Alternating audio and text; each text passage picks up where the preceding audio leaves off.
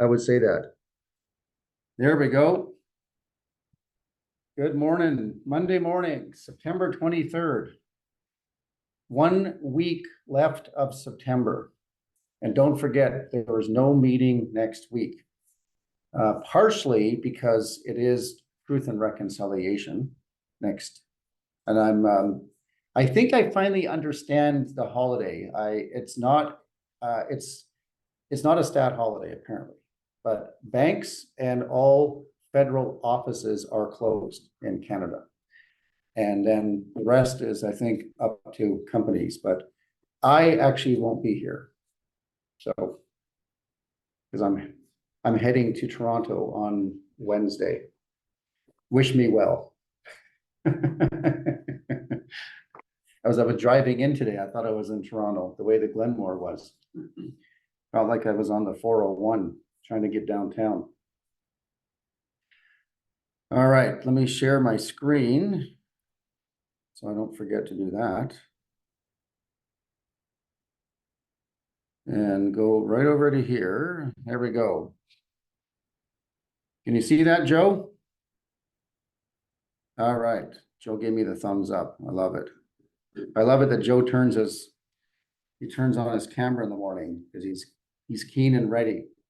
As I said, unlike some of you that are in your pajamas. So because this is September 23rd, you'll notice right off the bat, I've got your licensing renewal is due. Right at this moment in time, about half of the brokerage has renewed their license and the other half have not done that yet. And Julie just said, if you do it by the 23rd, you get the discount. So if you wait, or the 30th, if you do it on the 1st and you don't get the discount, is that right? So you're going to pay like $275 more? If you wait the 1 day extra, yes. Oh, wow. Brutal. So they don't want late renewals this year. So there's your warning. If you register on the 1st as opposed to the 30th, you're going to pay $275 more. So I can't imagine anyone will be late this year at renewing your license. So make sure you do that. Probably do it today. Mortgage news for Canada. And I've got this little article that I pulled up just before I'm going to have Sandro here from RBC talk to us about what's going on. But this is the big news, right? Everybody's aware of this. Increasing our price cap for insured mortgages from $1 million to $1.5 million. Yes. Can you believe that? I was kind of shocked that they actually went up 500 grand. Like that was surprising to me, but how many people like they can follow that? How many people can put 5% down and follow like 1.5 million property, like income wise? A lot of investors there buying property. Right, investors mind that they'll be signing an affidavit that they're moving into, they're never going to move into. But he's right, that's exactly who's going to do it. It's going to be investors. Right. But that doesn't take effect till December 15th. And so what else do we have on there? We're gonna expand the eligibility to 30-year mortgages for all first-time home buyers.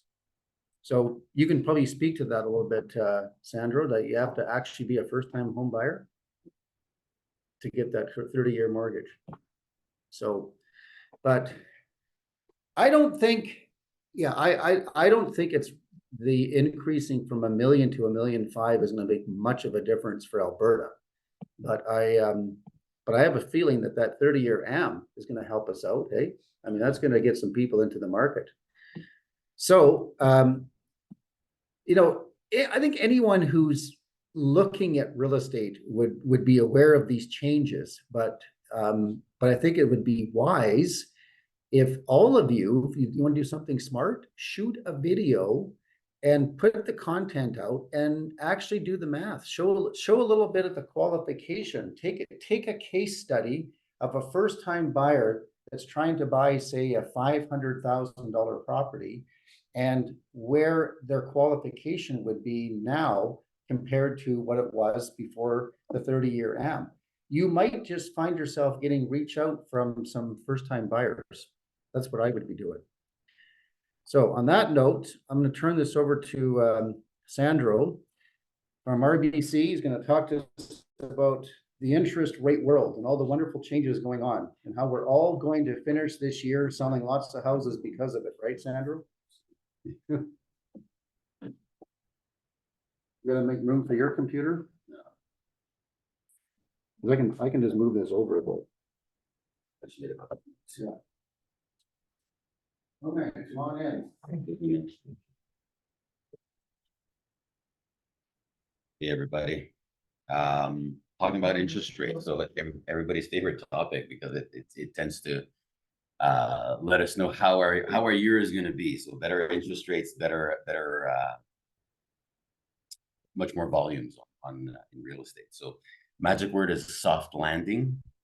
That's what we're trying to hit right now is a soft landing for the Bank of Canada. So what happened is interest rates have been pretty high for a long time, and now we're looking at by reducing. Welcome everybody. This is a bunch of people coming in here. Soft landing. So interest rates have been high for a very long time, and what happens is if that is sustained by the Bank of Canada, the fear is that it's going to lead to a recession, and that's something that the Bank of Canada doesn't want. So they're reducing interest rates preemptively, which we thought was preemptive, but right now we're seeing that inflation is exactly where it should be. So it's that the core inflation was at 2.1%, and it should be between 2 and 3%. So we're right on mark as to where we want to be. We don't want Bank of Canada doesn't want interest rates to be, inflation to go below that 2% rate, because that's not a good thing either. So we're right in the sweet spot right now. The problem is that interest rates are, the effect of interest rates take a while for us to see the difference in the economy, right? And so because of that, the 3 rate cuts that they've already done were actually timed pretty good, right? And so with the most recent rate cut from the Fed in the US, that's the line in the sand. So the smaller economies like Canada, when we make a shift on interest rates, so we started reducing rates before the US did, but from a global standpoint, when the US reduces interest rates, that's a line in the sand. That tells the world that basically inflation is history, and that we should be reducing interest rates right now so that we can stimulate the economy. Generally speaking, our interest rates in Canada run about 75 basis points lower than the US. So the 3 rate cuts that we've already done really only put us on par with the US. And now that the US is cut by 50 basis points, and that was a big surprise, by the way, because nobody was expecting it. I mean, some people had talked about it, but they were thinking it was just going to be 25 basis points. But the US came out hot and heavy, and they were like, no, we need to do this aggressive rate cut because we need to stimulate the economy. So the biggest concerns right now when we talk about a soft landing is obviously they want to avoid a recession. Secondly, they want to make sure that unemployment, or not unemployment, but employment gets stimulated. So obviously with lower interest rates, people borrow more, hopefully buy more houses, and that will translate into stimulating the economy and creating jobs. So Canada has really been suffering. So we've seen unemployment tick up, and because we have so many newcomers coming into the country, that even if we maintain the same amount of jobs, our unemployment rate is actually going up, and so which is not a good thing. So we need that stimulation in the economy in order. So we're predicting another 3 rate cuts at least before the end of the year, and then maybe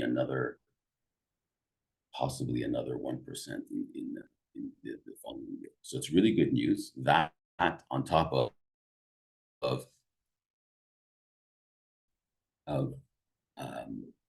30-year amortizations, I think is going to translate into some really, really good news for you guys. So it kind of reminds me of when I remember in the early 2000s, right? I think some of the people on the call maybe weren't even born at that time, but Hey, don't talk that way.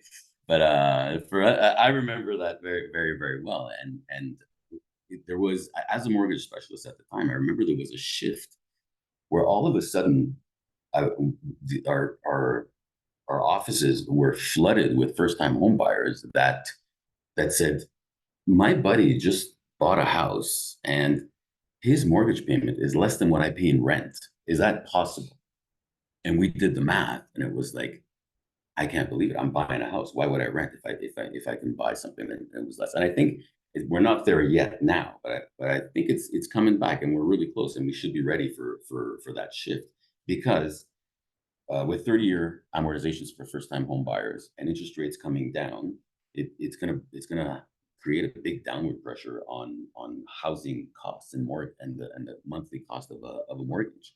And if that ends up being similar to what people are paying in rent right now, because obviously, as we all know, rents have gone up by a shocking amount in the last 5 years in Canada and in Calgary especially.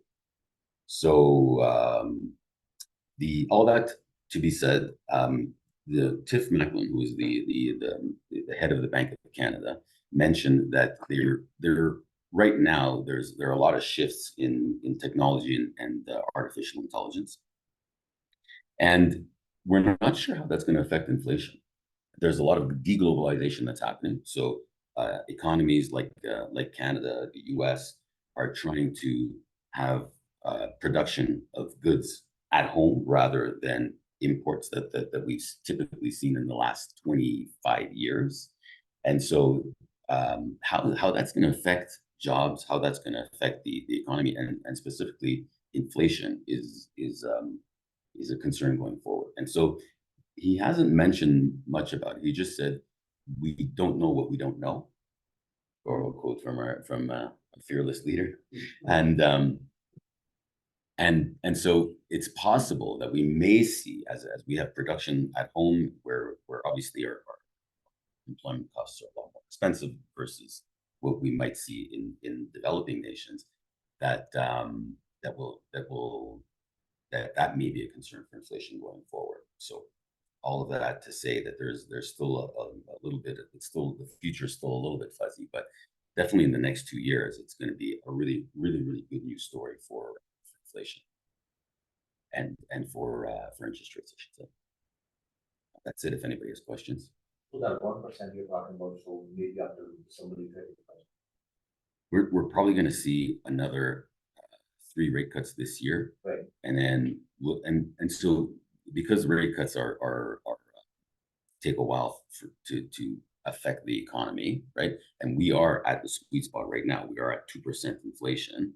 There's a lot of room for interest rates to get cut, and they're trying to avoid a recession. The recession, yeah, exactly, right. So right now it looks like they're doing a really good job. Right? It seems as though they very rarely stick it, but it looks like this time around it's they're doing good. So yeah, probably another 3 rate cuts this year, and then if inflation still remains low, they're going to want to reduce rates again in the future. So do you think if I was going to buy a house tomorrow, it'd be wise to take a variable rate? It's a tough question. So this is what I tell clients. It's basically short-term pain for long-term gain. If you want to do a variable, I think the variable is getting more and more appealing.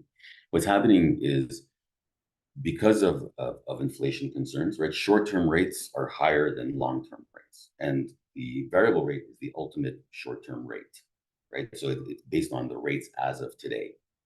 So and today the rates are still a little bit on the high side, right? Especially on the short term. So if we're anticipating another 7 rate cuts, then most certainly that's the way to go. But if that's going to take 2 years, perhaps you might want to go. I would, if I was contracting a mortgage right now, I'd flip flop between the 3-year fixed, which is a nice, it's a nice place to be where it's not too short yet not too long of a term, and the interest rates are pretty good. We're in the low 4s right now in terms of the 3-year. With the variable, we're still in the mid 5s. So even if we do get 7 rate cuts, that still puts us back to the low 4s. So, and then there's always that risk as to what's going to happen with interest rates, right? So if they overshoot and inflation starts to climb again, they're not going to, they may tweak it, and we may see interest rates come back up. Now, right now, that's not even that isn't even a vision on the horizon. But who knows what's going to, right? There's so many different factors in the world to the economy that we know that there's a lot of unrest in a lot of places in the world, like more and more unrest. And so if that escalates, how does that affect the economy? Usually it's not generally a really good thing for the economy. So there's AI, there are so many factors that can affect interest rates that sometimes 3 years for somebody, especially for a first-time home buyer, it's not such a bad thing. The other thing too is from a cash flow perspective, the payment is based on the interest rates of today. So you're going to be making a much higher payment. So for a first-time home buyer, lots of times if they're paying 5.5%, even though in the long term there may be a savings aspect to it, their monthly payment is still going to be higher than what it would be had they contracted a 3-year term. What's the 3-year term now? So we're in the low 4s right now. Local like 4.5-ish. Yeah, around there. And the prime rate is also under, I think, 6.99. Right now, the prime rate is at I have to calculate it. Sorry, it's 6.28. no, Less than that. yeah, it's at It was 4.25. no, that's the Bank of Canada rate. The bank, the That's the prime bank. rate from the The bank's prime rate is bank's prime rate is at hang on, I got to calculate. 6.20. 6.20, yeah, because it used to be 7.20. No, 6.95. No, 6. TD has Yeah. maybe 7. Yeah, so even if you're getting 1% off of that, Right. you're still at you're still mid 5s. So Senator, are you seeing some more people now knowing that these rates are gonna come down and even look towards new construction? Are you getting some of these people trying to for that? Absolutely, yeah. The new construction is a big draw, and the reason it's a big draw right now is because they get the best of both worlds. They get to buy at today's prices, but at the same time, they get if it's only going to be built in a year from now, they get the rates from in a year from now. Right?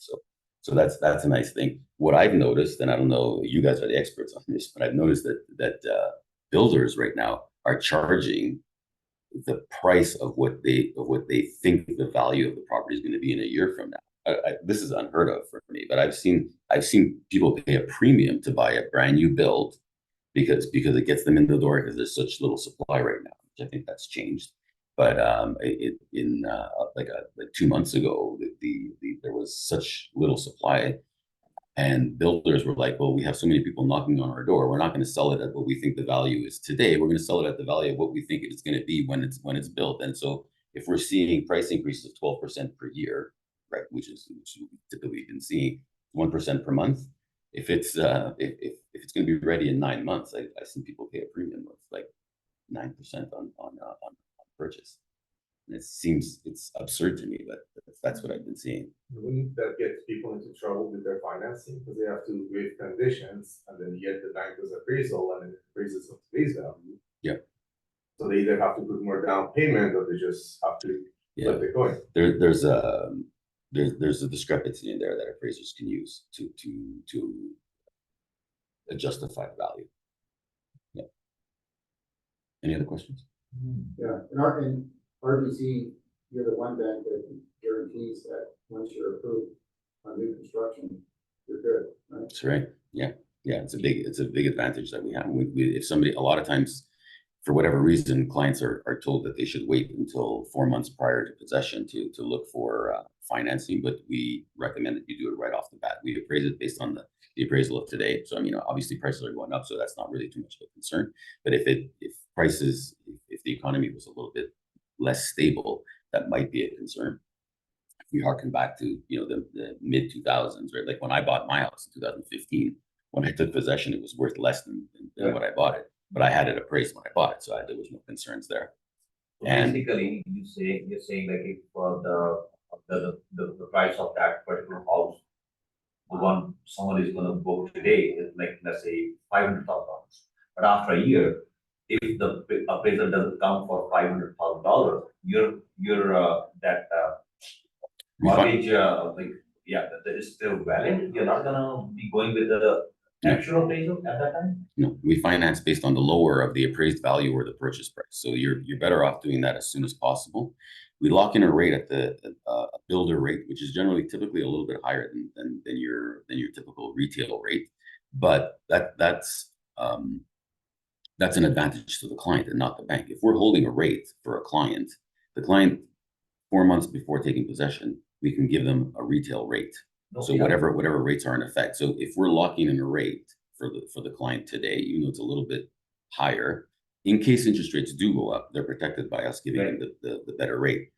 How, like during COVID, right? When I was doing builder mortgages, I told clients, listen, it doesn't hurt. Let's just lock in a rate and I think we were at 2.25%, right?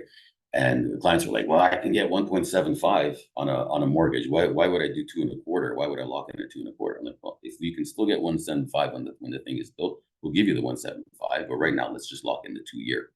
And they were very grateful for that advice because the interest rate shot up to 6%. And they were like, Sandro, you still got the 2.25 rate that you can give me?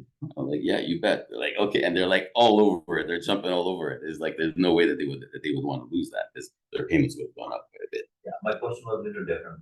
What's your question? You already picked up that point. So at the time of possession. Yeah. You said you're gonna be taking either or, like the actual price or the appraisal, whichever is less. We do that all up front. So we get the client approved up front, right? So let's say I'm buying a house, it's going to be ready in a year and a half, Right. So somebody comes to see me at RBC, and I say, okay, I'm going to get you approved for this mortgage. Once it's approved, we don't look back. So if you lose your job, if you lose, and it protects you guys too, right? Because if the deal falls through, because somebody says, man, I had no idea, but my company just laid off 100 people, and I'm one of them, right? Especially when you're dealing with people in oil and gas, it's very volatile. So if somebody does lose their job, or they run into some bad luck, they get a hailstorm, they have to get a brand new car, and now they're making payments of $1,000 a month that they didn't have before, right? If they buy a house today, they're giving their deposit to the builder, right? And the builders are asking for significant deposits now. Right? You buy an $800,000 house, you give them a 10% deposit, you're out 80 grand. You want to make sure that you're approved today and that you're dealing with a bank that's not going to tell you in 4 months prior to possession, sorry, man, we can't do this. That's bad customer service on everybody's part, right? We want to be able to give them the option. Yeah, I have a friend of mine in Ontario. He's an NTD doing mortgages or whatever. He just recently told me like the people they got booked the properties for like $2.3 million a year ago. But now the appraisal is coming at about 1.7, 1.8. Yep. So it's basically $600,000 difference in price. And the bank says nobody, we're gonna be doing your financing up to 1.8. So now he has to bring $600,000 apart from the down payment That's right. from their own pocket, right? That's how most banks work. Can everybody online hear that? I don't think they can. Yeah, I just got a thumbs up from Joe. Thank you, Joe. Yeah, that's what I was. That's So- how most banks work. That's a big risk. If it appraises lower when you take possession, you're gonna have to come up with cash. Had that client come to see me, they would have had no issues. We would Okay, yeah, that's what I was we would have thinking. we would have appraised the property at the time of the purchase. Right, And so if the client was putting whatever 5% down, Right. 10% down, 20% down, so there's a big risk. So if somebody if somebody buys an $800,000 property and they're only putting the minimum down payment, if it appraises at 700,000, they got to put in an extra 100 grand. That's a lot of money. And But I mean, in who which has you will 100? not- Who has 100 grand just sitting, right? Unless they have the bank of mom and pop that they can rely on. That's a big hit. No, so for the RBCs, that's not the case. That's not the case. We Oh. appraise it upfront. Right. Everything gets done upfront. Awesome. It's as though they're buying it today. And we don't look, the other thing is we don't look back. So in a year from now, if their financial situation has changed, we don't look back and say, oh, now we're going to do another credit check, which every other bank does. Now we're going to appraise the property, which every other bank does, or broker. And then, yeah, so there's a big advantage to that for sure. Yeah.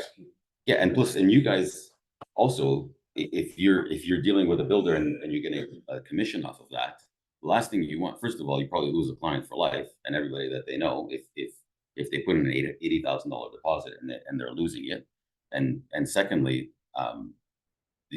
you lose a sale too, right? I mean, you want to get your commission at the end of the day. It's not. So this is a way for you to ensure that you get that as well. You take 50% of the commission, you have to give it back if it collapses. Oh, is that right? Oh, you do it. Is that you get that up front? Some of those contracts say that, builders. Yeah, so that hurts even more. Yeah. All right, thanks, Andrew. Okay, no That was problem. awesome. As always.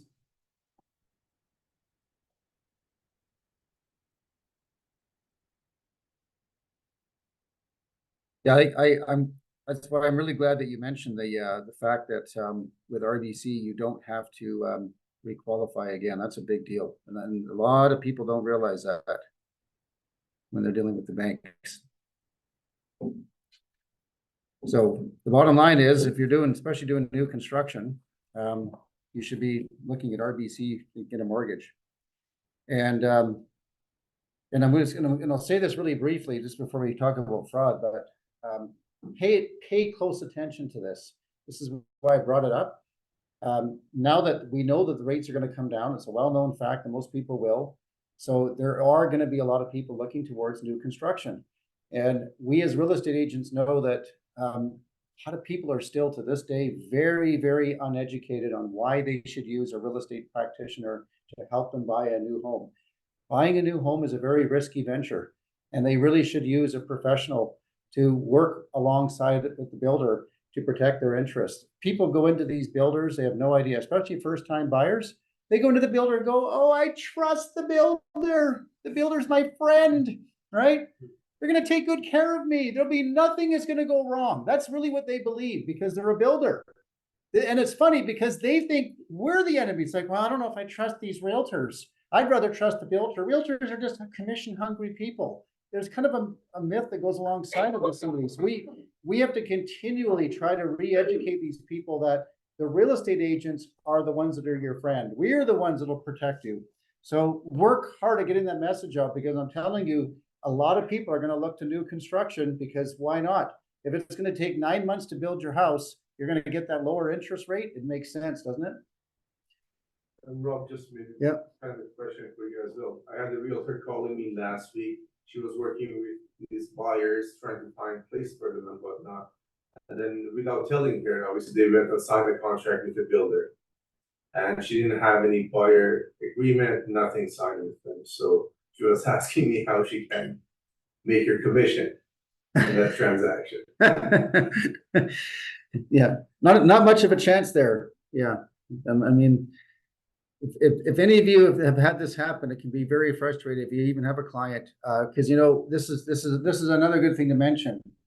Your client, don't ever underestimate your client. You might be showing them houses, say in Douglas Glen, for example, and you're thinking they're not even new construction's not even on their radar because they haven't mentioned it to you. You're looking at older homes, and then yeah, you took them out a few times. Didn't see what they didn't seem to find a house that they liked. And then you know, that one Sunday you didn't hear from them. Yeah, they were heading down to the builder down there in Ranchview or whatever. And those flags are blowing in the wind and they couldn't help themselves, right? And they went into the builder and they might have said to the builder, well, I do have a realtor. And the builder's like, yeah, well, your realtor's not here today. So, you know, too bad for your realtor. And then sometimes they even say something like, oh, well, good news for you. You actually get a better deal if you don't have a realtor. Oh, really? I get a better deal without a realtor? Boy, good thing I didn't bring my realtor. I guess I'll have to start ghosting my realtor now. This is why you want to get a contract. And by the way, this is a good story to hear. So one of our realtors, we just had it happen. They went to a builder. They were under buyer brokerage agreement, went to the builder, bought the property. We just got paid still by our buyer. The builder wouldn't pay us, but we went back to the buyer and said, hey guys, you bought the house. We have a contract. They paid us. So we're going to talk a little bit about buyer brokerage agreement again here today too. Real estate fraud, this is not new. However, it is happening more and more, and all of you should be just aware of this. Title fraud, this occurs when someone steals your identity and forges documents to either remortgage your home and take the proceeds or sell your home out from under you. Okay, this is happening. Have you guys seen any cases come by your plate? Thankfully not yet. Thankfully not yet. You know, yeah, well, did you remember, was it last year, the people who went away for, they were down in Florida or something for the winter, and they had a property in Ontario, and they came home and found out that they didn't own their property anymore. So this is real.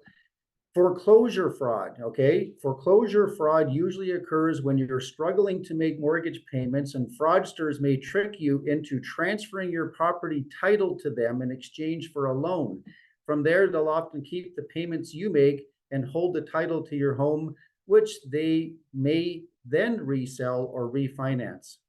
Okay, it's hard to believe that people would fall victim to this, but you got to remember, when people are struggling financially, they're not seeing things clearly, and they can very easily make a bad decision.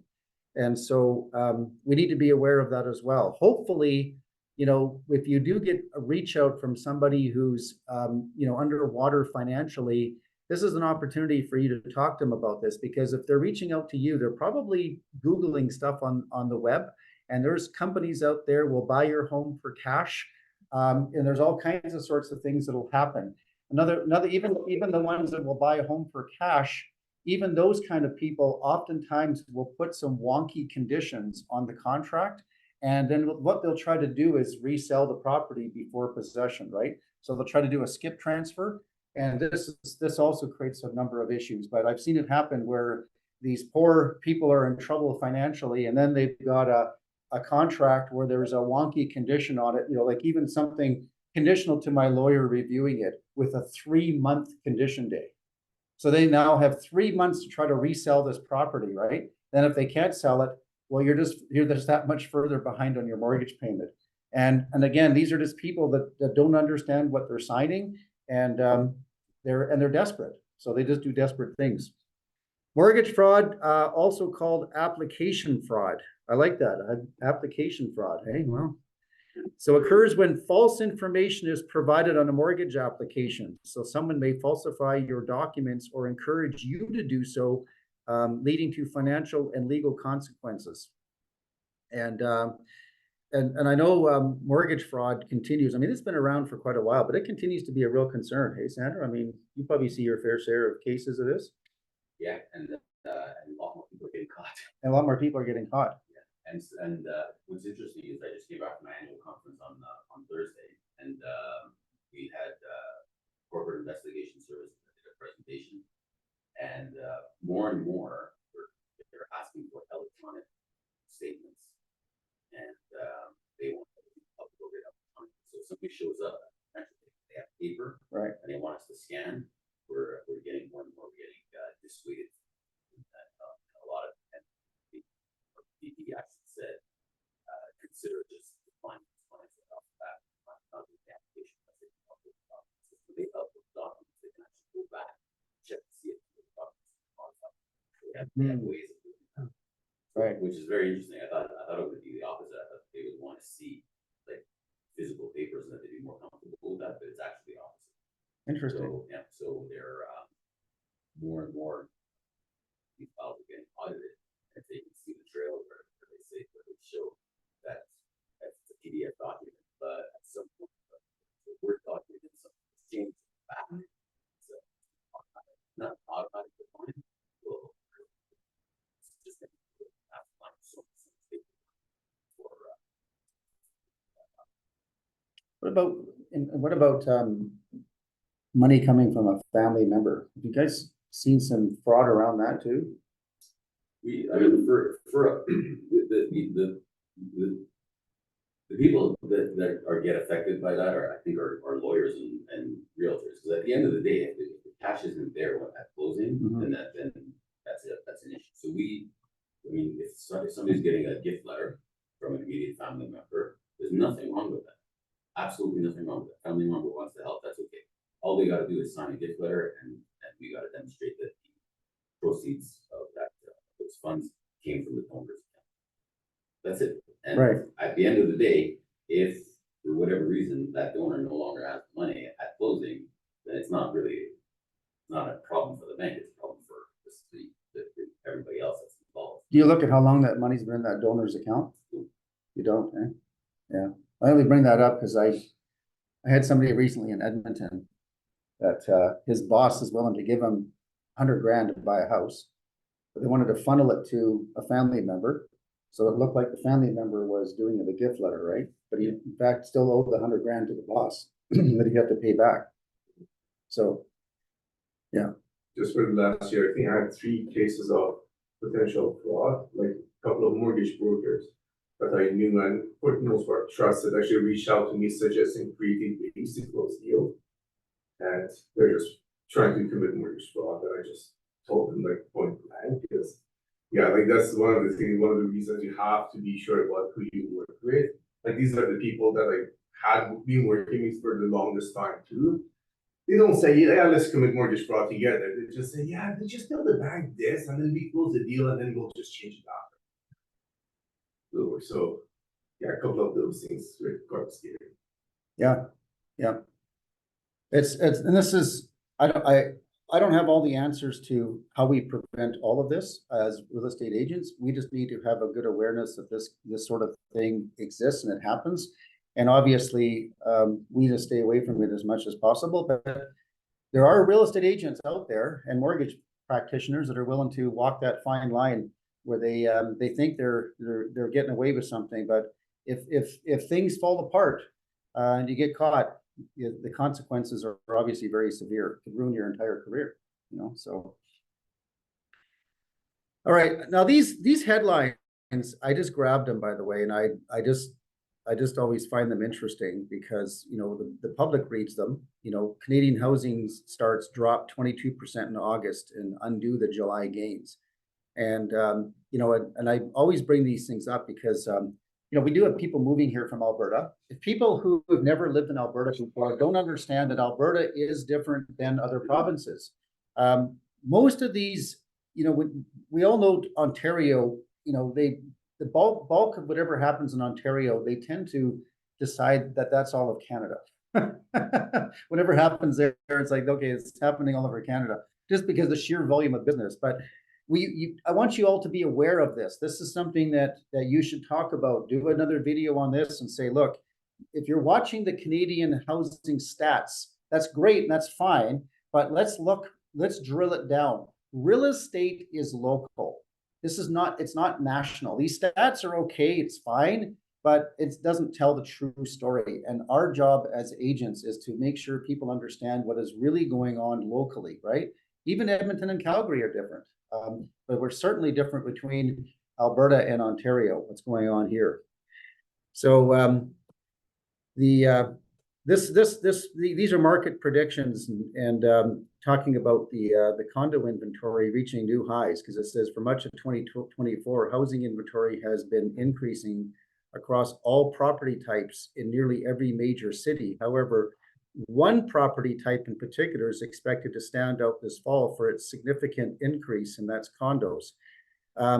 Now, I was just last week, I was at a meeting with RentSync. They're the company that own Rent Faster. They own rentals.ca. They have all these synchronized for rentals. And it was really enlightening because I was in a room full of people that are all big time investors, people that actually own a lot of apartment buildings.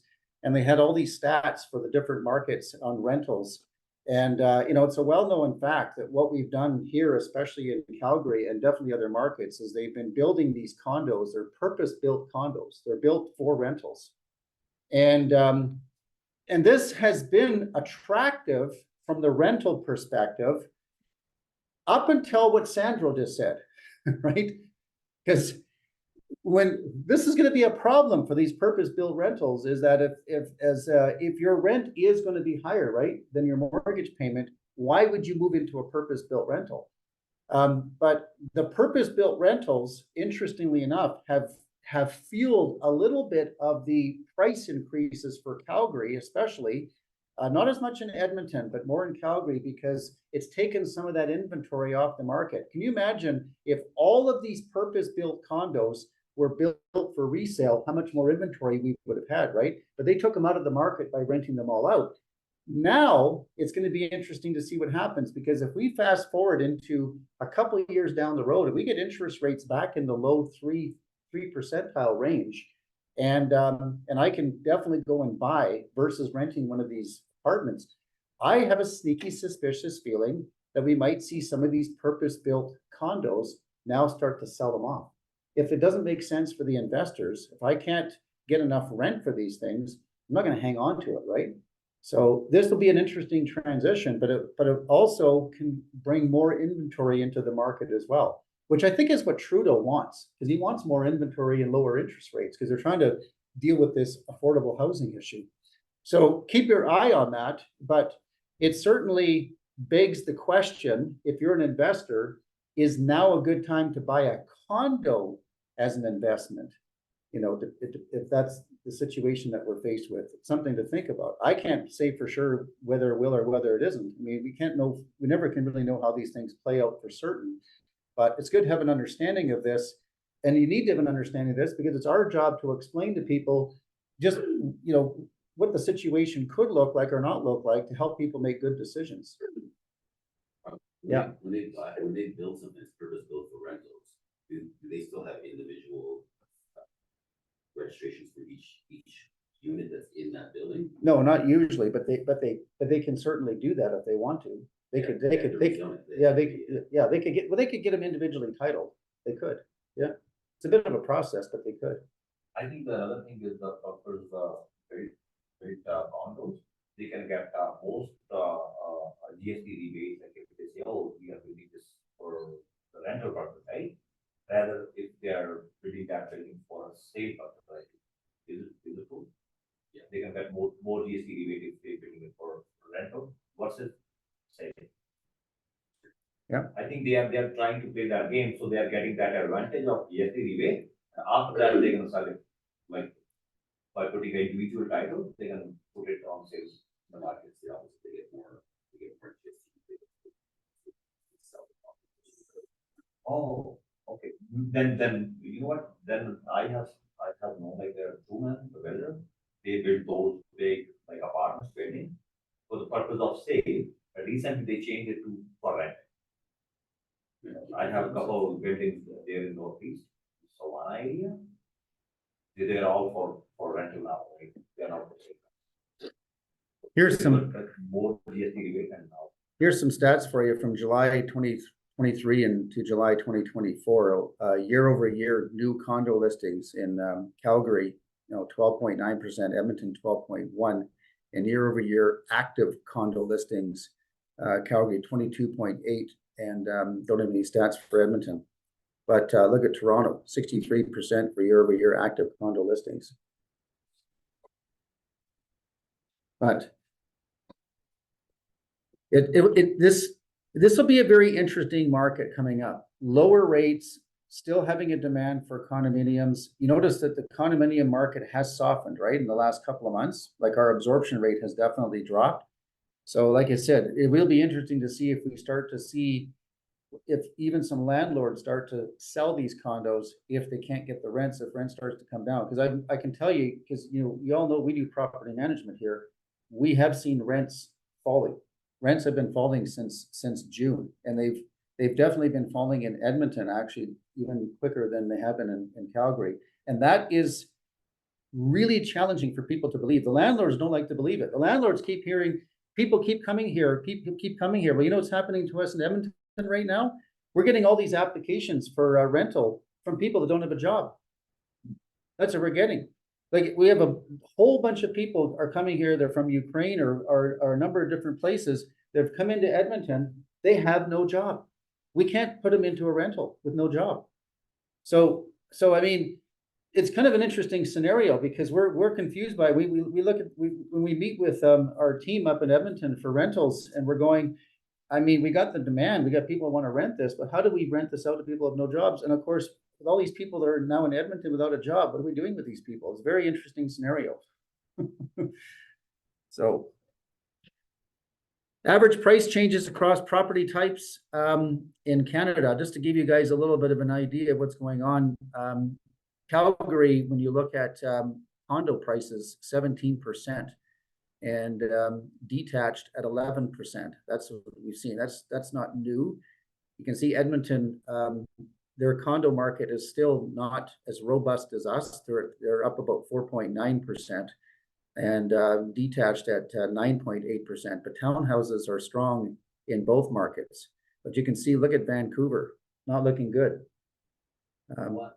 But look at Saskatoon, 12%, hey, on average for detached houses. And I was just talking to one of our realtors in Saskatoon, and boy, are they ever getting some business. Saskatchewan is actually attracting a lot of people because of the lower cost of living, eh? And Toronto, they've got townhouses doing well, everything else not doing so well, and the greater Toronto area not doing well at all. You know, and I don't feel that bad about Toronto. I mean, I look at those stats. I'm like, yeah, it's your turn. We've been through that. I don't have a lot of sympathy for you guys. Kitchener-Waterloo, ooh, ugly. Okay, those are ugly stats. So of course, people might look at that and go, well, maybe it's a good time to buy in Toronto, or maybe it's a good time to get out. I don't know. I guess you can pick your poison. Year-to-date average prices, just to give you an idea, this is just for the different markets. You guys already know the stats for Edmonton and Calgary, but this gives you different markets here. Look at that, Saskatoon, 396,000. Hey, talk about affordability. Like, that's affordable. I mean, that's considering what Vancouver West, 3,500,000. Yeah, I got 5% I can put down, Sandra. What are my mortgage payments?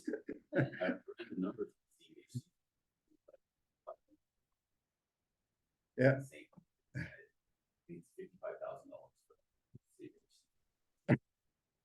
I have to win the lottery once every month to make my mortgage payment.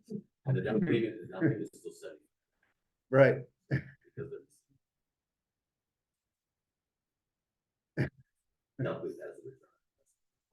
That's crazy. Oh, how come, Edmonton and Calgary, they are so low? 30 years. They shouldn't be that low.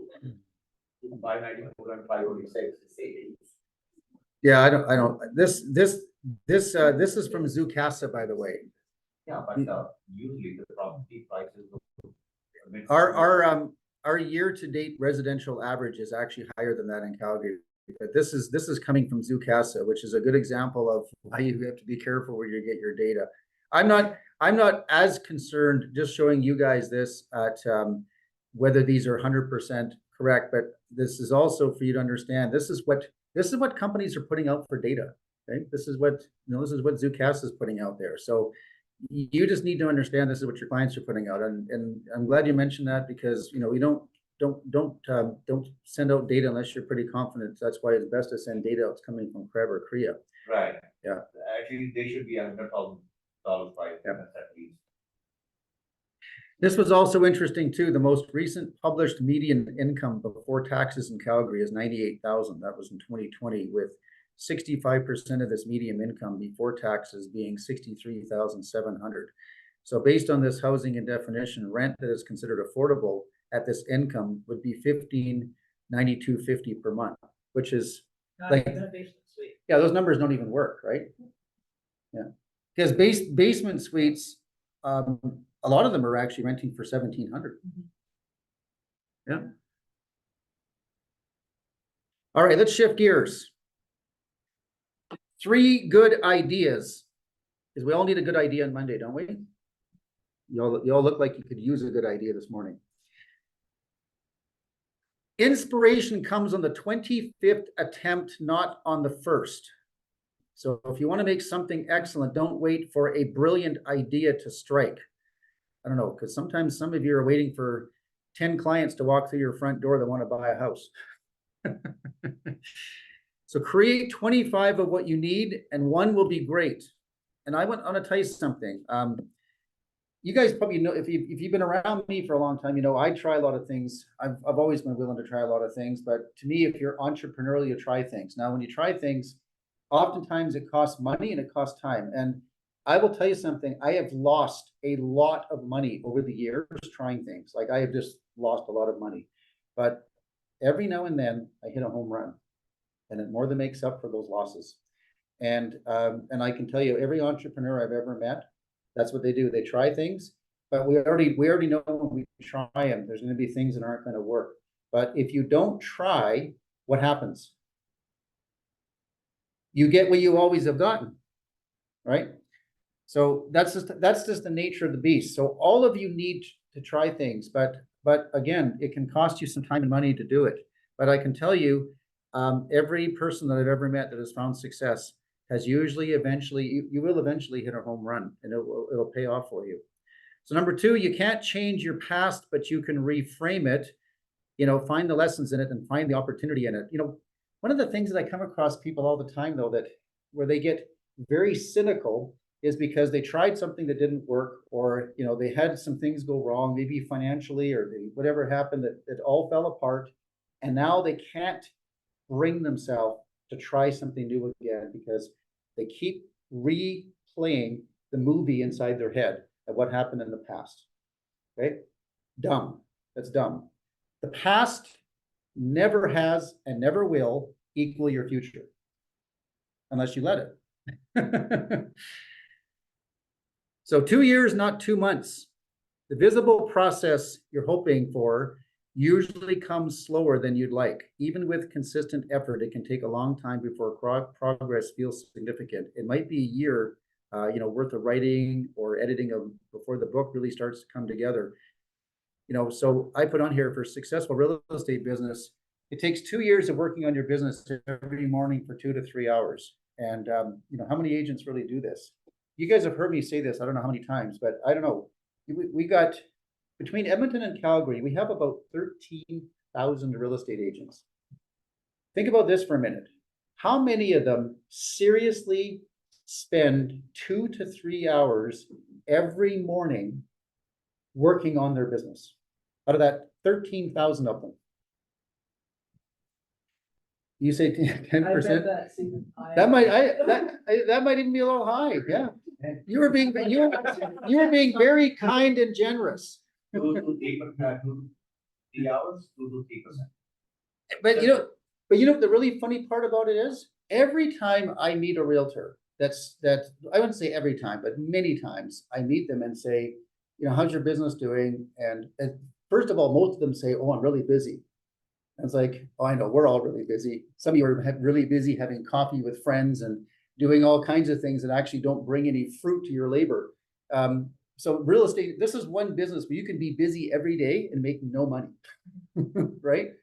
So, but I'm saying the agents that are, I often hear this, though, even if they finally come clean and say, well, I've actually had a really tough year, but man, the market's really, the market changed. It just really slowed down and nothing's happening. It's like, you really think it's the market? No, sorry. It's not the market. I'd be like, Are you seriously doing 2 to 3 hours working on your business every single day, 5 days a week? Chances are, no, you're not. So you're gonna blame the market. That's how most realtors roll. So that's what I'm saying is, to me, if you put that time in, think about some of the ideas, implement 1 or 2 things every single week. Give it 2 years. Unless you are a complete moron, you are going to have a successful business within 2 years. Like, you can't fail. It's impossible to fail if you just do that. So I mean, this is why I love this book, Atomic Habits. This is right out of the guy that wrote Atomic Habits, by the way. And this has become my new Bible of study because, he goes over and over again, forget your goals, forget them. Focus on the process. That's what it is. You don't have to look at the score. If you're playing a game, what good is it to look at the score the whole time? If you focus on the process, if you're playing a professional sports team, you focus on the training that you've done and all of your systems that you put in place to make sure that everything works. The score always takes care of itself. Because the score is kind of like your bank account, by the way. If you stare at your bank account all day, that would suck. Especially if it's going down. Just watch it go down.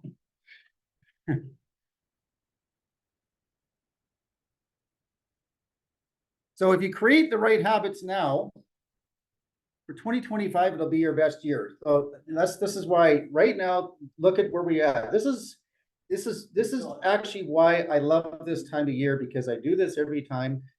I always look at where I'm at in my processes right now.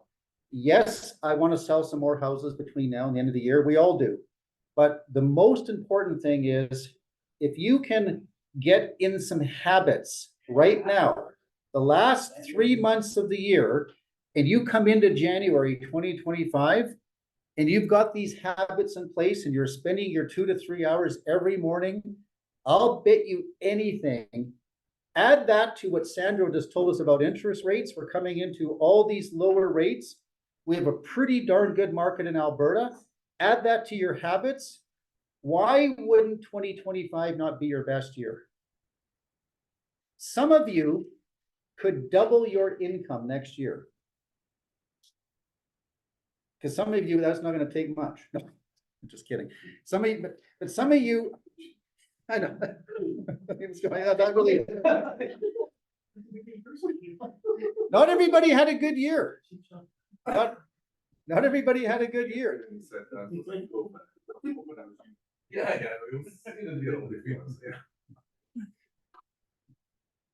It's actually been interesting. We have had people in our brokerage that have had their best year ever. We've actually had some people that have had their worst year ever this year. It's been a tale of 2 stories. Now, I got this past week. I loved it. I was on the Craig Proctor coaching call, and I love what he said. If I hadn't have seen it, I wouldn't have believed it. If I hadn't have seen it, I wouldn't have believed it. And then he said, how about this one? If I hadn't believed it, I wouldn't have seen it.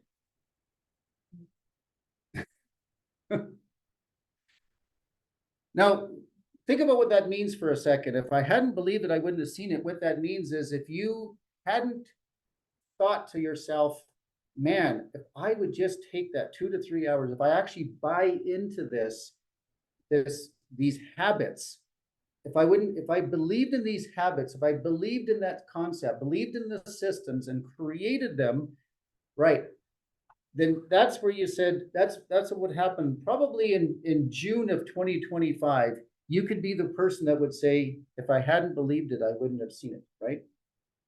Because it's true. You don't see it until you believe it first.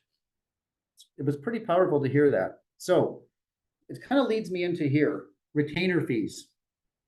And this is becoming more and more commonplace already in the US. I have the good fortune of going on those coaching calls, And seeing what's happening in the US, you're actually, hearing from real estate agents in the US and Canada.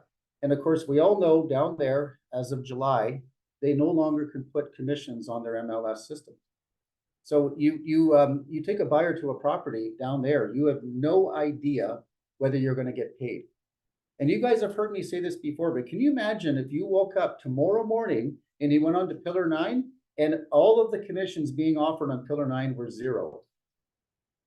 What would you do? Because that's what they're faced with down in the States. It's a game changer. And Craig Proctor 100% believes it's coming to Canada.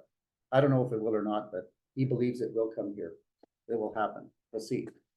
But There's 3 lawsuits right now. there's 3 lawsuits right now. There's, one has Krebs in it. Mhm. Krebs, Korea, Trev, a handful of others. One against Korea, one against just Trev. So.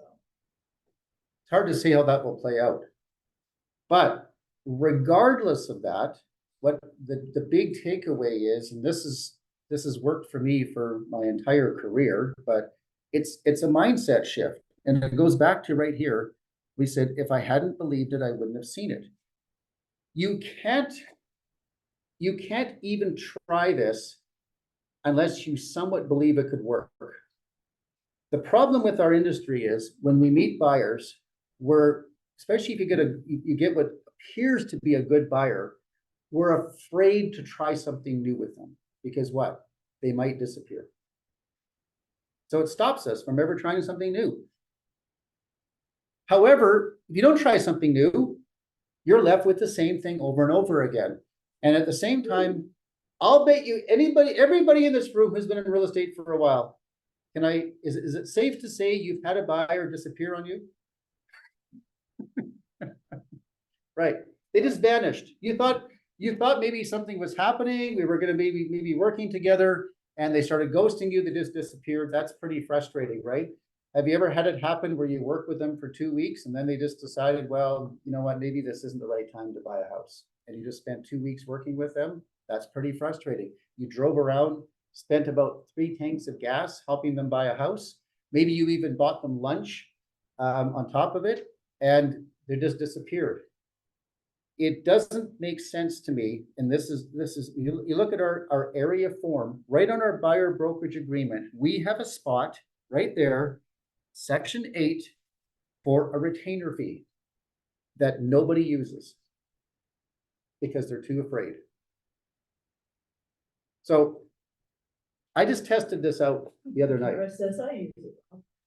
Yeah, that's right, Kara. Kara. Let me rephrase that. Most of you don't use it. That's probably a better way of saying it. Yeah, actually, I love it that Kara mentioned that. So Kara is one of our agents up in Edmonton, and Kara. This is why sometimes it's great when you have someone that's new to the business, and you train them and you coach them and teach them, and they just go and do it. They don't know any better. They don't know what they don't know. So it's like, oh, retainer fee, okay. And it was really funny because I asked Kara when she actually got the retainer fee and they e-transferred us the money. And I said to Kara, how did you do it? She goes, I just asked them.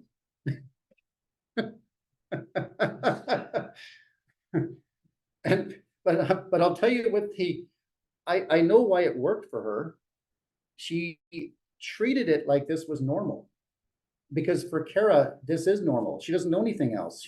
I taught her this right from day one. So this doesn't seem like it's not normal. But if you've not ever done it before, it seems very abnormal. In fact, you might even have a crazy belief inside your head that people won't pay you a retainer. And if you already believe that, that's going to prevent you from doing it. Now, I'm not naive. Are there people out there that simply won't do it? Of course. But here's another question. Do you want every buyer?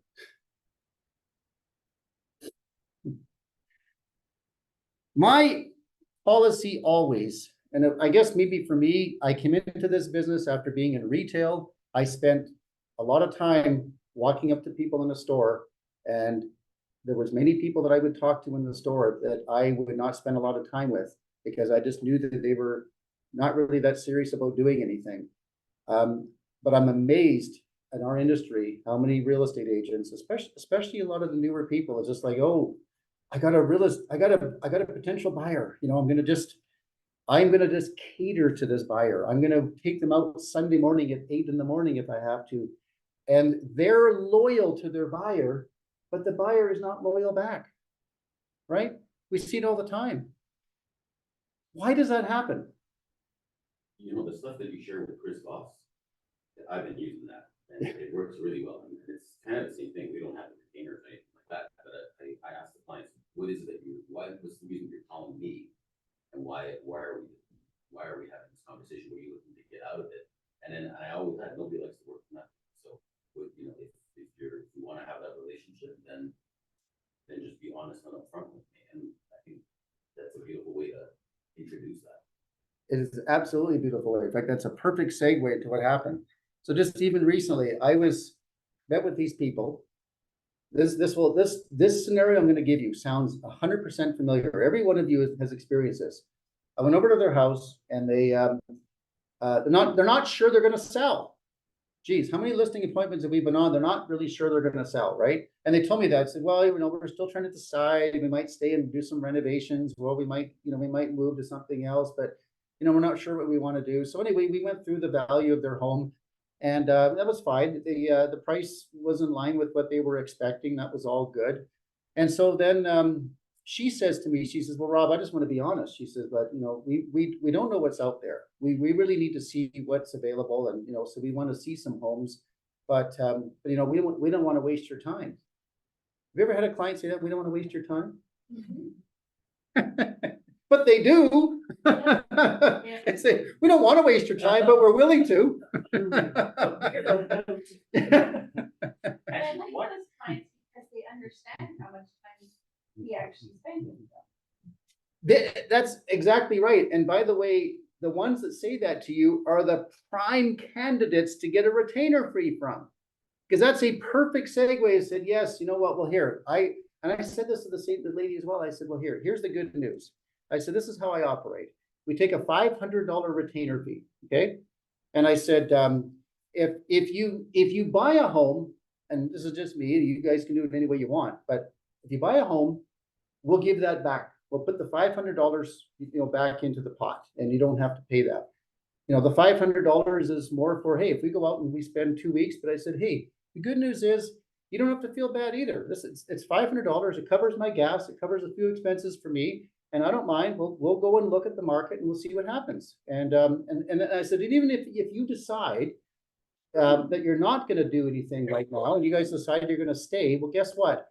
If you call me 2 years later, I'll put the $500 towards that sale. And you know what? She says, I love that. That was actually her words. She says, I love that. Because, you know, when a lot of times there are people, they do feel a little guilty. It's like, yeah, I don't want to feel bad. Like, yeah, I want to go and see some places, but I don't want to feel this guilt inside that I did take up a lot of your time and money and effort, and you know, you didn't get anything for it. She felt better in that arrangement that there was a retainer fee. How's that for a paradigm shift? So how much it could be? Whatever you want it to be. Okay. Yeah. Down in the States, depending on the client, they're charging as much as $1,000. And this fees will be going to the broker. Yeah, all fees have to go to the brokerage. We're not allowed to take any money personally. So it can, but I make it very clear. Now, this is one thing I don't like about how they wrote this, because in here, it's saying that it's refundable, even if they don't buy. You need to scratch that off. That should not say, it shouldn't say that at all. I make it very clear, it is non-refundable if you don't buy. I'm keeping your $500. And that's okay. And if you think about that for a minute, you know, this goes always back to years ago when I was coached. Our coach said to me, what's the most important thing as a realtor? And it is to be profitable, right? Every one of you are running your own business, and you can't run your own business without being profitable. So think about this for a minute. Say you've got 5 buyers. 2 of them buy, 3 of them don't. But 5 buyers at $500 a piece, you got $2,500, right? And only 2 of them buy. Now, think of it over the course of a year, what you could do with that money to put into your business. I just mentioned earlier, you got to try things. Well, part of trying things is actually spending some money, putting a little bit, taking some of that money as well and reinvesting that into your business for some better systems. Yes, Becky. But does the brokerage give you that retainer for your gas and all that, or do they keep it in the trust account? Oh, no, that goes into general. You put it as non-refundable, it doesn't go into trust, it's gonna go to you. And when you're sending it, do you send it by e-transfer or that new button that we have on our website that we're supposed to send things to? Well, they can send it by e-transfer. I'm just saying e-transfers, Would you prefer it by the little button on our website? the button on your website, it costs $15 Okay. to send it. E-transfer. Yeah. So you could say. Yeah. So all of you, I will say this, I want to spend any more time on this, but all of you need to understand, to get a retainer fee, you just have to do 2 things. First of all, you need a really good presentation as to why they should hire you. I mean, obviously they have to feel like you're someone that's worthy of paying a retainer fee too. And if you frame it right, it's all in how you ask it, okay? Because, you know, I mean, think about this. If I just met you for the first time, and I just whipped out my buyer brokerage agreement and said, hey, here's how we work. You got to sign this and pay me a retainer fee before we go look at that house. Probably not going to work. Coming in too hot. You got to have a presentation and explain to them how you work and why they should hire you, and they see you as a professional. And not only that, and you also get a buyer brokerage agreement signed and your commissions are protected. You don't have to worry about them going to the builder, okay? Now, irresistible offers. There's all kinds of ways of attracting buyers now. So many agents, I don't know what it is, but they look at what other agents are doing and then just do something similar. Stop doing that, because most agents don't know what they're doing. Would you like to get information on homes that aren't available to the open public? If you like to get information or unlisted off-market homes, distress and bank foreclosure, scan this QR code. So you could get information on off-market listings. We're doing this right now, is getting information from builders, just even knowing what some builders are offering. A lot of those properties are not on the market. So why not have a bit of an inventory of that? Also, even though this wasn't the most successful thing that we've done, but we did have some success with it. We had a couple of people that responded. Is if you've got a person that's looking in a specific community, right? So you've got somebody that wants to buy in Harvest Hills, and Harvest Hills is an older community. That's where they want to be. You could send out some very, very good postcards with a QR code to some people in that area, soliciting them for selling their property because you happen to have a buyer. You could potentially end up with a seller out of it. Even if it's not the right property for your buyer, you may get a listing out of it too. But that's an irresistible offer. It's just an example. When you run an ad and it doesn't work, it doesn't mean that advertising doesn't work. What it means is your offer may have not been the best offer. That's why you always got to keep tweaking. For sellers, hey, if you're watching this video right now, this means you live in Calgary or Edmonton and you're thinking of making a move. Would you like to know what you would net in your pocket after all the expenses and what minor changes you could make to your home that buyers would pay more for? So that's value.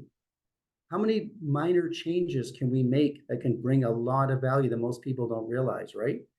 Simple things, but I've come to realize some stuff is common sense. I've been to some houses, their fence is falling over, their carpets are badly stained, and just even shampooing them would make a difference. And they're like, oh, is there anything that might make my house more sellable?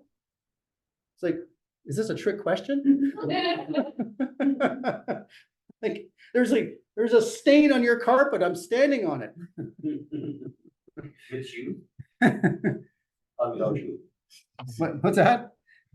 You're standing on that stage. Yeah, carpet wearing with my, shoes or I without? didn't take my shoes off. That might be an indication as to what you might need to do in your house.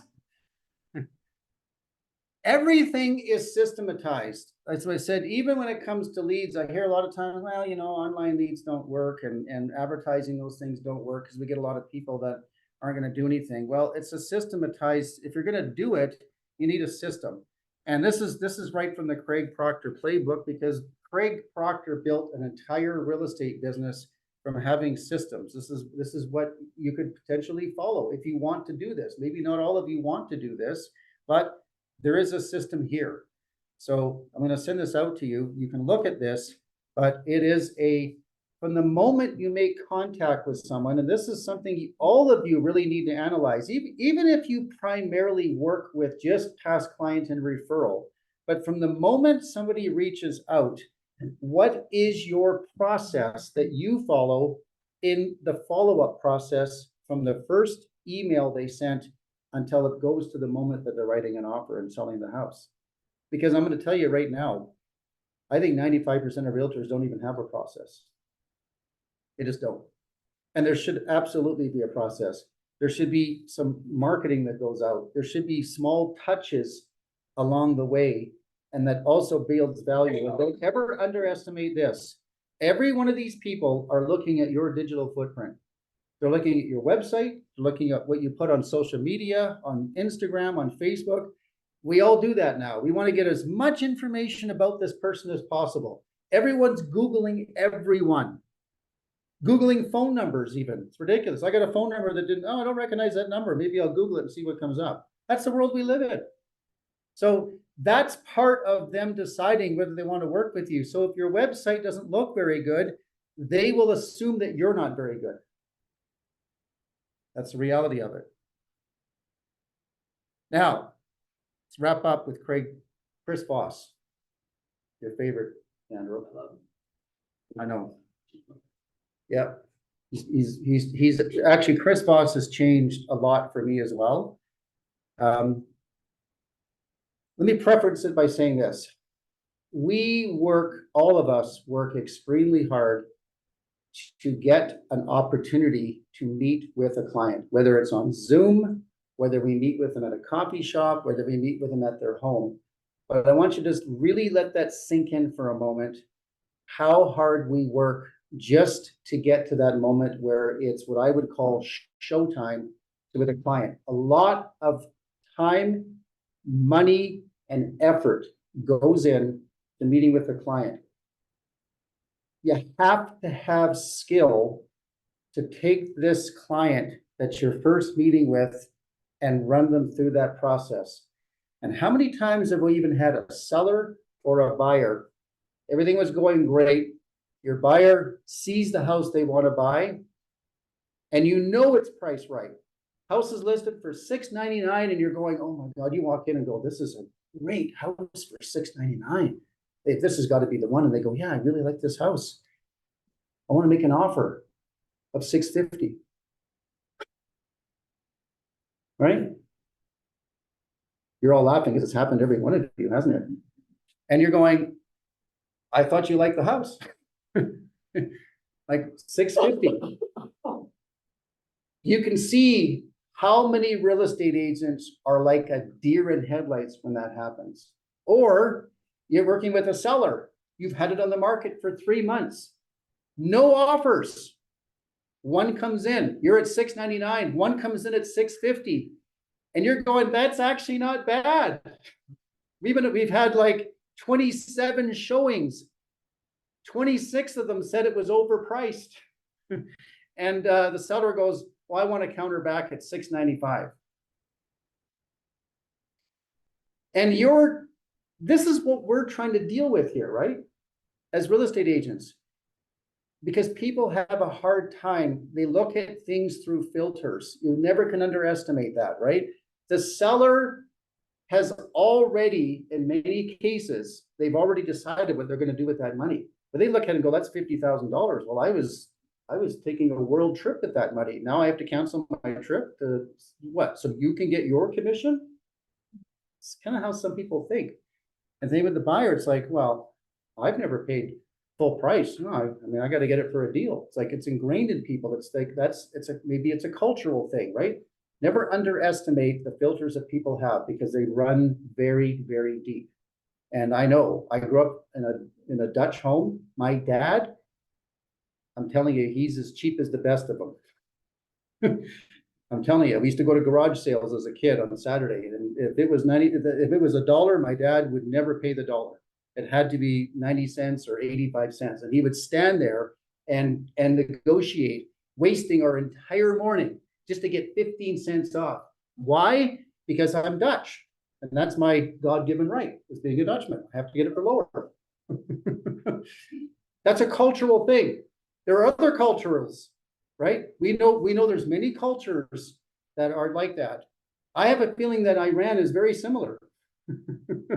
Got to get a All deal. memories of my dad shopping and me being with him as a kid too. Right. Yeah. So when this is why there's some skill in this and why we spend time with Chris Voss, because when your client blindsides you and goes, I want to offer $650 when it's already a good deal, I'm telling you, 98% of real estate agents have no idea how to handle that, and they don't get it to the finish line. They'll say something stupid like, okay, well, I guess we can just submit the offer and see what happens. I'm gonna tell you something. The moment you say that, and you submit that offer and see what happens, they believe you're gonna get it for them for $650. They do. They totally believe it. And when you come back with that $695 counter, they're mad. They're mad at you. It's like, what are you talking about? You said you were going to get it for me for $650. You're like, no, I didn't say that. No, that's what they heard. That's what they believed. So you have to try a different approach. And Chris Voss is the master at understanding people that have filters and working within those filters. And you've often heard me say this. If you say it, they doubt it, right? If they say it, it's true. Chris Voss is the master of getting them to say it, not you say it. You say it is a statement. It's like you're pushing them. When they say it, you're pulling them. It's a difference. Now, this is a little interesting. He says the most dangerous negotiation is the one that you don't even know you're in. So what hidden negotiations drain your time, which is your most valuable commodity each and every day?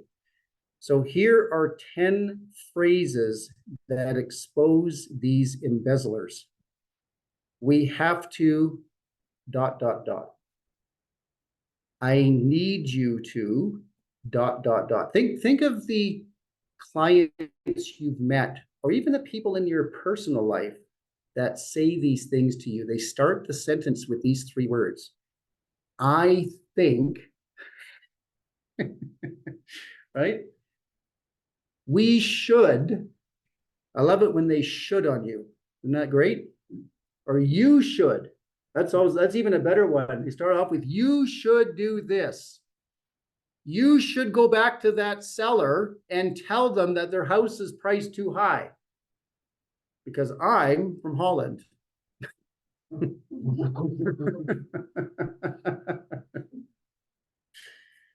Let's think about this. What do you think? Here's what we need to do. How can I help you? See, these are subliminal little words, little ways that start sentences that are dragging you into a negotiation that you don't even know you're in. And that's dangerous if you don't understand that you're playing a game that you don't even know you're in the game.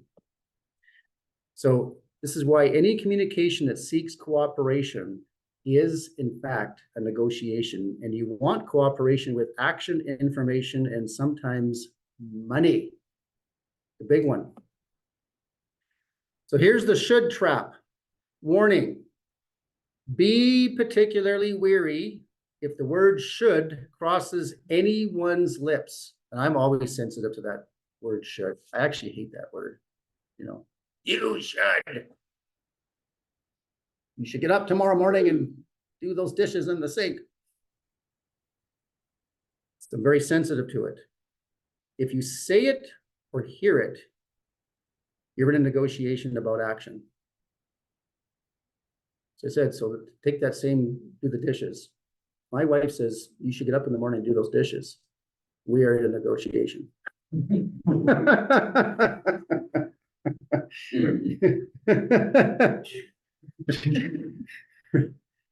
And you can see how easily you could say the wrong thing, right?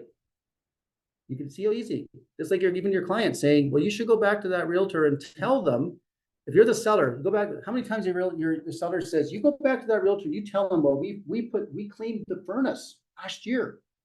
We've had it all maintenance. We put a new hot water tank in. We put a new roof in. In 2019, new shingles. You should go back and tell the realtor that we did all these things. You're in a negotiation right now with your own client because you guys already know this. Most of those things they're telling you don't add value to the house, right? We know that. Your shingles in 2019, sorry, it's not adding more value. The furnace cleaning is very nice. They'll really appreciate that at the home inspection if we ever get there with the price you're trying to come back with. And yes, it was wonderful that your hot water tank broke during COVID and you got it replaced. That was amazing. It doesn't add value to your house, but that's our inside voice. But you see, we're in a negotiation with our own client, and there's an opportunity here that you have to be good at. You have to take this stuff serious. So if knowledge is power, then information is influence. Think about that. If knowledge is power, then information is influence. So let's think about this. What do you think? Your response, a summary, and this is, by the way, what makes Chris Voss so effective, and every one of you can be so effective. Summarizing the obvious. And I remember when I first started practicing this, I thought, oh, it seems so, doesn't seem, I don't know, this doesn't seem legit to me because I'm summarizing what seems to be so obvious. I mean, people would say things and I would just rephrase it and summarize it. I think, it's just so obvious. Like, am I sounding like I'm fake or phony? Like, I mean, it's kind of weird. It's almost like you look at this blue sign, a Cola Banker sign, and say, hey, everybody look at the sign. And then I just summarize what you guys looked at and you think it's so obvious. But to my surprise, and believe me, if you've never tried this, this will be to your surprise too. They love it. They absolutely love it. And the first person you can test this on today is your significant other. Try it out. I'm telling you it works. And the reason it works so well is because we live in a world today where we are rarely ever listened to. And your client is not even used to being listened to either. So summarizing the obvious is them understanding that you get it. It's like you have just said it, you get it. And a whole bunch of credibility comes down to it. So if your client says to you, okay, I want to offer $650, this is what the average inexperienced realtor would say. Well, gee, that's quite a bit lower than the ask price. You know, I don't know how well that'll go over, but yeah, we can put it in and, see what happens, and we'll go from there, right? You can see you can see how easily that is not going to go over very well. But if you have a summary for why they're coming in at $650, that you could really give them either a 1 or 2 sentence summary of how that is, based on knowledge that you might have, or even ask a few more questions to be able to get to that summary, you will find your client's mind, and they're going to be more open. They're going to be more open for a more realistic negotiation. And they won't feel like you're working against them at the same time. The chances are pretty high. If it's a new listing at $699 and they're coming in at $650, most likely that house is gonna sell for 685 to 695, not 650, right? And it's challenging when you, as the professional, know that it's worth 685, 695 all day long. There's nothing wrong with paying that price. But they have to say it. You can't say it. Even if I was to say to the client, hey, I'm gonna tell you right now, that house is worth 695. They don't believe you. They don't believe you. To them, it's like, no, just by you telling me, no. Because in my mind, I might be thinking, yeah, that's so you can get paid. That's so you get your commission and this thing will be over with. So Chris Voss has a whole bunch of ways of doing this. Number one is using labels, and you have to practice this. You start your next sentence with looks like, seems like, feels like. You tried it, Andrew? Yeah. Yeah, and it works. It works. Yeah.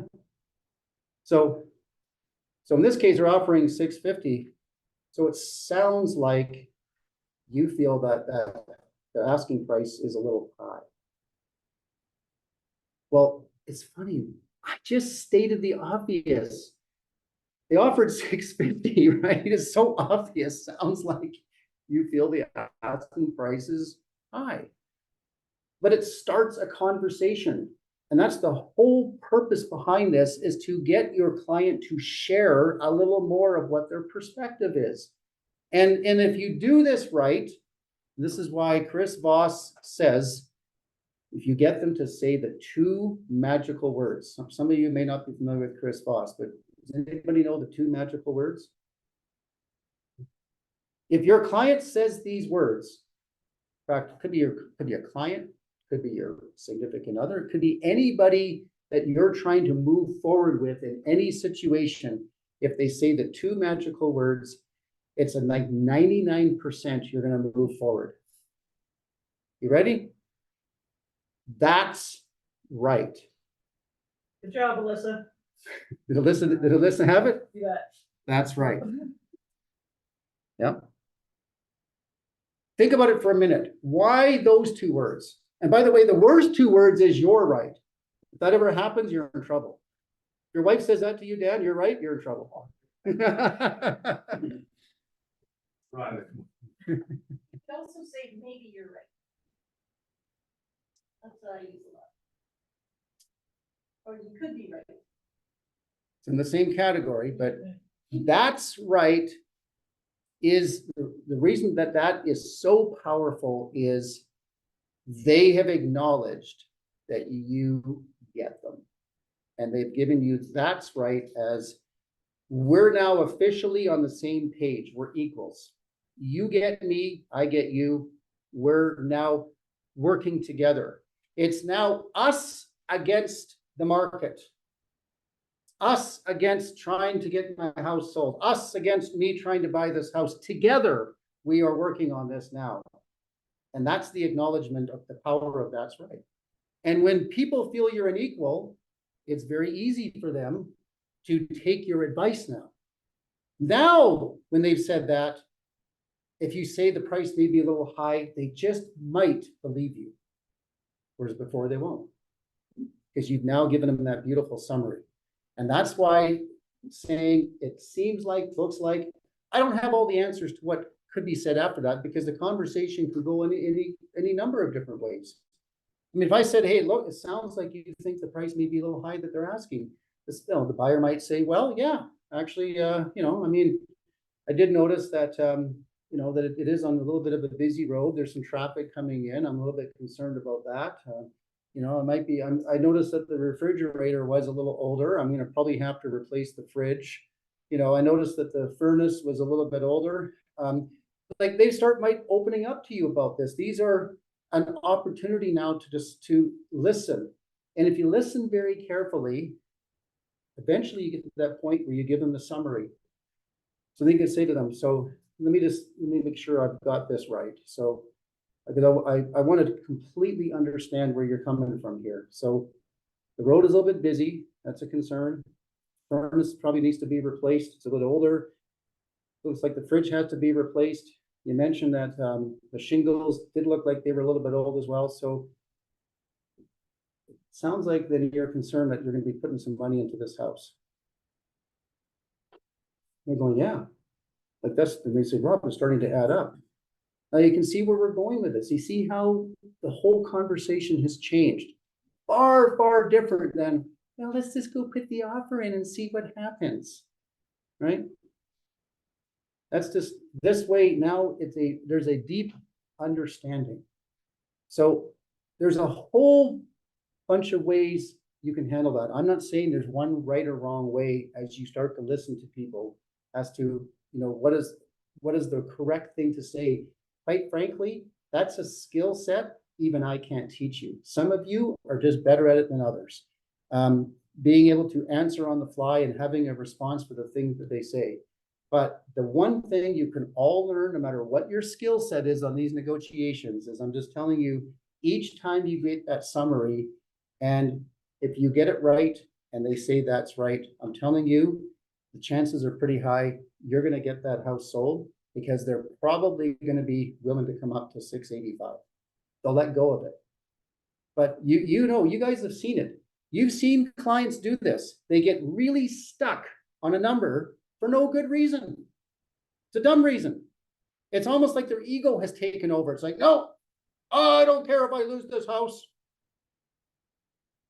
I had it happen to me one time. I had a guy, before I even got good at this, I'll never forget this guy that I was dealing with, and I didn't even connect the dots, but actually he was angry about his divorce. He had a divorce and he was buying his first house, after he went through a divorce. And several times when we were looking at houses, he told me how much he hated his ex-wife and how she took his pension and all the rest of it, right? And at the time I was like, okay, yeah, well, whatever. Everybody has to deal with that. I just kind of discounted it. But sure enough, when we found him the right house, he wanted to make a low offer. And he, I just didn't know how to handle it at that time. But I didn't realize that there was a whole lot of psychology here. This guy wanted the seller to pay for part of his divorce. That's what was happening. Yeah.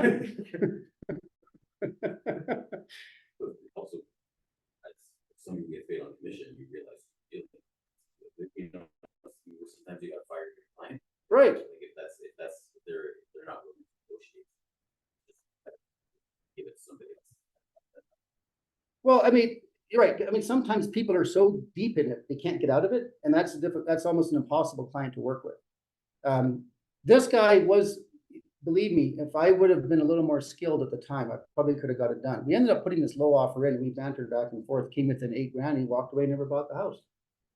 But 3 months later, he came back to me and said he really regretted not buying the house. I'm like, do you think?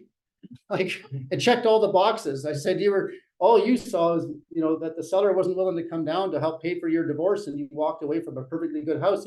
Your ego blinded you, like you made foolish decisions. But us as real estate agents, we have to save people from themselves sometimes, right? We do, because they're so knee deep in their baggage, they can't make a good decision. And that's why there's psychology. Chris Voss is a lot of psychology. I would have never thought we would have had to have this much psychology in this business, but we have to have it to put deals together. And you know what? At the end of it, they're going to be grateful to you, because every time you guys have had this happen, how many times did they pay a little more to get into the house, and then they moved in and they were so grateful they did? But in that moment, they didn't want to pay. They were fighting it and fighting it and fighting it, right? Because they couldn't see the forest for the trees. That's the reality of it. So you got to practice this stuff. All right. It's after 11 o'clock. We went overtime. Sorry, guys. That's all I got for today. Everyone got to read the chat there. Oh, I didn't read it yet. Maybe I better not. All right, so just remember, I'm going to send this out. Well, actually, this is always in our CBNC office website anyway. Like, we video this, you can watch it again. It'll always be uploaded on there. Morgan does it. But remember, next week, no meeting. So 2 weeks from now, and we have Lloyd SAD Insurance coming 2 weeks from now to do a presentation. I'm looking forward to that one. and you're all gonna be scared to death after he's done. Lloyd? Lloyd's Sad Insurance. Yeah. That's a new one? Okay. Yeah. For home insurance and. Yeah, they do everything. Yeah, they also did our new insurance for all of us for our showing insurance for real estate agents too, so. Oh. So we're gonna talk a lot about that 2 weeks from now. That'll be a good one. All right, Recently. See everyone. Heard the